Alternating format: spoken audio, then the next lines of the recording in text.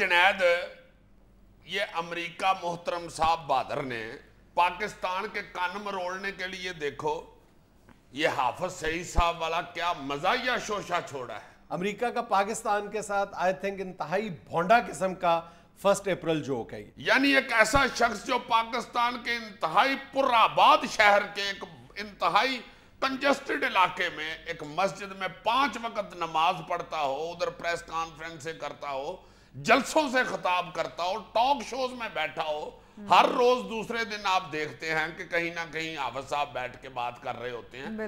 اس شخص کے سر کی قیمت $1 کروڑ مقرر کر دی گئی, اور اس شخص کے بارے میں اس طرح کا امپریشن دیا جا رہا ہے, اس کو ایک ایسے شخص کے طور پر پورٹری کیا جا رہا ہے جو غاروں میں, جنگلوں میں, پہاڑوں میں روپوش ہے. یار مجھے تو یہ امریکہ کی بات سن کے اس وقت سے یہ خیال آنا شروع ہو گیا کہ یہ جو چمرجی جیسا گنجان چوک ہے جہاں حافظ صاحب ہوتے ہیں 24 گھنٹے, وہ کہیں جنگل تو نہیں ہے, اس چونک میں کہیں شیر تو نہیں رکشے میں بیٹھ کے آتا سگریٹ لینے کے لیے, یا چیتا جو ہے وہ ٹیکسی کو ہاتھ دے کے کہے کہ بھائی جی 1 منٹ یہ راہ ہرن کے پیچھے جانا ہے, کتنے پیسے لگو گے, یا ہاتھی کسی سروس اسٹیشن پہ جا کے کہتا ہے کہ بھائی جی یہ سونڈ میں پانی بھرنے کے کتنے پیسے لگو گے. حد ہو گئی ہے یار. جنرلی اس کو اس انداز میں انالائز کیا جا رہا ہے کہ امریکہ جو ہے وہ پاکستان کو دباؤ میں لینے کی کوشش کر رہا ہے. میں یہ سمجھتا ہوں کہ یہ ہندوستان کے دباؤ میں آ کر امریکہ نے پاکستان کو دباؤ میں لینے کی کوشش نہیں کی, بلکہ میں یہ سمجھتا ہوں کہ امریکہ نے پاکستان کو یہ بتایا ہے, یہ جتایا ہے کہ تمہیں دباؤ میں لینے کے لیے مجھے کسی جواز کی ضرورت نہیں ہے, کوئی بہانہ تراشنے کی بھی ضرورت نہیں, میں جب چاہوں جس طرح چاہوں تو میں دباؤ میں لے سکتا ہوں. ورنہ اگر پاکستان کو دباؤ میں لینا ہوتا تو کسی بہتر انداز میں پاکستان پر دباؤ ڈالا جا سکتا تھا. اتنا بھونڈا جواز. اچھا یہ تو عام بات ہے نا کہ پاکستان پہ دباؤ ڈالنے کے لیے امریکہ ایسے کر رہا ہے. مجھے تو ایمان سے لگ رہا ہے کہ امریکہ خود دباؤ کے نیچے آتا جا رہا ہے جو اس طرح کی فضول حرکتیں کر رہا ہے. یہ بات صرف تم نہیں کہہ رہے بلکہ امریکی اخبارات نے یہ کھل کر لکھا ہے, BBC نے لکھا ہے کہ یہ بالآخر امریکہ ہندوستان کے سامنے گھٹنے ٹیکنے پر مجبور ہو گیا ہے. نیو یارک ٹائمز نے لکھا ہے کہ یہ صرف ہندوستان کو خوش کرنے کے لیے یہ حماقت کی گئی. ہائے ہائے ہائے ہائے, یعنی یہ جو میں کہہ رہا ہوں یہی BBC اور امریکن اخبار کہہ رہے ہیں. جی دسو یار کتنے گھٹیا ہیں یہ اخبار یار, میں تو ان کو بڑے اچھے اخبار سمجھتا تھا. تم خود کو گھٹیا کہہ گئے ہو. میں اپنے آپ کو نہیں کہہ رہا ہوں, ان کو کہہ رہا ہوں. اتنے پیسے لگا کے انہوں نے یہ اخبار نکالے ہوئے ہیں تو بات وہی کر رہے ہیں جو یہ مفت چونکوں میں کھڑا ہو کے کر رہا ہے. اور تم امریکی حکومت کا ذرا پلٹا دیکھو کہ ایک دن انہوں نے یہ $1 کروڑ اس کے ہیڈ منی کا اعلان کیا ہے, اس کے 2 دن بعد ہی پلٹا مارتے ہوئے یہ کہہ دیا کہ نہیں, ہم نے صرف حافظ سعید کے سر کی قیمت نہیں مقرر کی, ہم یہ چاہتے ہیں کہ بمبئی بم دھماکوں میں ملوث ہونے کا, اگر حافظ سعید کے ملوث ہونے کے کسی کے پاس شواہد موجود ہیں تو اس کے لیے $1 کروڑ کی انعامی رقم ہے. اس کے مطلب تو دوسرے لفظوں میں یہی ہوا نا کہ اس وقت تک آپ کے پاس کوئی شواہد, کوئی ثبوت نہیں ہے ان کے خلاف. اگر آپ نے یہ فیصلہ بغیر ثبوت کے, بغیر شواہد کے کیا ہے تو کیا آپ کی تہذیب, آپ کا قانون, آپ کی اخلاقیات یہ اجازت دیتی ہیں کہ بغیر شواہد کے, بغیر ثبوت کے آپ نے ایک شخص کو دہشت گرد اور ٹیررسٹ اور قاتل اور نہ جانے کیا کیا قرار دے دیا؟ یہ ان کی تہذیب, ان کی پالیسیاں, ان کے قوانین صرف اپنے لیے ہوتے ہیں.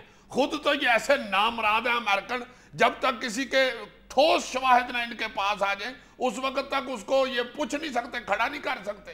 ادھر تم نے سنا نہیں ہوا کہ ادھر جب کوئی بندہ کچھ ڈکیتی کرتا ہے یا کہیں چوری ہوتی ہے یا قتل ہوتا ہے, جب تک پکا ثابت نہ ہو جائے کہ یہ واقعی قاتل ہے یا چور ہے یا ڈکیت ہے, اس وقت تک اسے یہ پکڑ نہیں سکتے.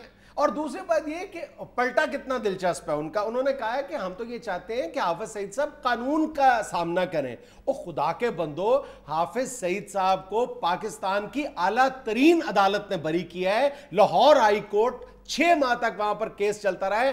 جو کچھ حکومت کے پلے میں تھا, جو کچھ حکومت کی گٹھڑی میں تھا, وہ عدالت میں پیش کیا گیا. اس کے بعد سپریم کورٹ میں 3 ماہ تک کیس چلتا رہا, اور جب تمام جو کچھ حکومت کے پاس تھا وہ عدلیہ کے, عدالت کے گوش گزار کیا ہے, اس کے بعد عدالت نے ایک آخری موقع حکومت کو دیا ہے کہ ابھی بھی آپ جو کچھ آپ کے پاس ہے کہ آپ یہ ثابت ہوتا ہے کہ حافظ سعید صاحب کسی دہشت گردی کی واردات میں ملوث ہیں, تو آپ عدالت کے روبرو پیش کریں. پھر ایک ایسی ان کیمرہ وہاں پر ہیئرنگ ہوئی ہے जिसमें हाफिज सईद के वकील को अंदर आने की इजाजत नहीं थी, AK डोगर को बाहर निकाल दिया था। और ये जो मौजूदा गवर्नर पंजाब है, इन्होंने हाफिज सईद साहब के खिलाफ बाकायदा सबूत पेश किए हैं, जो भी सबूत थे जिनको अदालत ने मुस्तरद किया है, वो इन कैमरा सेशन था सुप्रीम कोर्ट का। इससे ज्यादा कानून का एहतराम, कानून के सामने अपने आप को हाफिज सईद किस तरह पेश करें। अभी भी उन्होंने कहा है कि मैं कोई भारतीय जुडिशल कमीशन पाकिस्तान में आकर इस सारे वाकये की तहकीकात कर ले और मेरे उसमें मुलविस होने के सबूत पेश करे, मैं सजा भुगतने के लिए तैयार हूं, अमरीकी अदालतों का सामना करने के लिए तैयार हूं। एक मुहज्जब शहरी और किस तरह अपने आप को अदालत के और ये जो कानून के सुपुर्द कर सकता है। यार अगर हमारे मुल्क की आला अदालतों ने ये साबित कर दिया, फैसला दे दिया है कि ये बेगुनाह है, ये बिल्कुल बम्बे धमाकों में मुलव्वस नहीं है, तो फिर ये अमेरिका कौन होता है? हमारी अदालतें क्या अंदर कमरों में बैठ के अमरूद बेच रहे हैं? वो भी फैसले कर रहे हैं और अल्लाह के फजल से बेहतरीन जज अंदर बैठे। मैं इसीलिए कहता हूं ना कि अमेरिका के इस इकदाम के पीछे मुझे एक साजिश से ज्यादा उसकी रौनक नजर आती है कि पाकिस्तान को दबाव में लेने के लिए मुझे किसी किस्म के जवाज की, किसी किस्म की कोई तफसील बताने की जरूरत नहीं है, जो मैंने कह दिया वो कानून है। और 4 साल बाद उसे याद आया कि इनके तो सर की कीमत 1 करोड़ रुपया लगानी चाहिए थी। अब देखो ना कि 2008 में ये वाकया पेश आता है और आज 4 साल बाद आके आप उनके सर की कीमत मुकर्रर करते हैं। क्या इतनी देर तक आपका कोई अदालती कमीशन था जो इस सारे मामले की तहकीकात कर रहा था? क्या कोई कमेटी थी, कोई ट्रिब्यूनल था जिसके फैसले के बाद अचानक आपने इस मोड़ पर आकर ये ऐलान कर दिया? कुछ भी नहीं। या हाफिज सईद ने कोई 1 महीना पहले, 1 हफ्ता पहले या इन दिनों में कोई दहशतगर्दी की कोई वारदात की है जिसके बाद अचानक आपको ये ख्याल आया? इन दिनों तो एक ही वाकया हुआ है और वो है दिफाए पाकिस्तान कौंसिल के जलसे।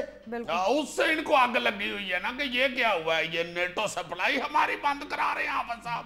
भाई हाफिज साहब पाकिस्तानी है, वो अपने मुल्क की, अपनी धरती की मोहब्बत में जो करना चाहेंगे वो करेंगे जरूर, अपने मुल्क के दफा के लिए वो क्यों ना कुछ करें। और मैं ये समझता हूं कि यही वो मरहला है जब पूरी कौम को यकजान होकर ये मैसेज देना चाहिए कि ये हाफिज सईद का मसला नहीं है, ये हमारी नेशनल इंटेग्रिटी का मसला है। हाफिज सईद की फिलॉसफी से, उनके नज़रियात से, उनके ख्यालात से कई लोगों को इख्तलाफ हो सकता है और उनको ये इख्तलाफ रखने का, इख्तलाफ करने का हक हासिल है, लेकिन ये यानी एक अंधे शख्स को भी नजर आता है कि इस बात के ताने बाने कहीं और मिलते हैं। यार ये तो तुम इतना लंबा चौड़ा प्रोग्राम बता रहे हो, सारे पाकिस्तान की आवाम को इन्वॉल्व कर रहे हो, कोई ऐसी जरूरत ही नहीं है। अल्लाह के फजल से हाफिज साहब खुद ये बड़े आराम से मसला हल कर सकते हैं। हाफिज साहब को चाहिए कि किसी दिन ओबामा को कहें कि इधर आओ बेटे बात सुनो, जब वो पास आ जाए उसे कानों से पकड़े, जोर से छांट के किसी बच्चे से कहेंगे बेटे ये रस्सी पे डाल दो। जब ओबामा बिल्कुल खुश्क होकर रस्सी से उतर के हाफिज साहब के पास आए तो उसे कहें इधर आ बेटा, चलो दौड़ो। हाफिज साहब ने कल ये कह दिया है ना, ये कह दिया हाफिज साहब ने, चलो दौड़ो। होए होए होए होए होए यार देखो मेरी और हाफिज सईद साहब की सोच कितनी मिलती है यार। बड़ी खतरनाक स्टेटमेंट दे रहे हो तुम। यार हाफिज सईद साहब के सिर की कीमत अमेरिका ने $1 करोड़ लगाई है, मेरा तो सिर भी बड़ा बड़ा है, मेरी तो 4-5 करोड़ लगाएगा। यार ये जो मैंने बात कही है ना, ये काट देना तुम्हारी मेहरबानी। डर गया हो? अमेरिका से नहीं मैं डरता, मैं तो हाफिज साहब से डर रहा हूँ कहीं वो ना मुझे छितर मारे हो, तुम मेरे साथ मिल रहे हो बदतमीज आदमी। नाज़रीन यहाँ में लेनी एक छोटी सी कमर्शियल ब्रेक, हमारे साथ रहिएगा। बड़े अजीम और पढ़े लिखे आदमी हाफिज सईद साहब।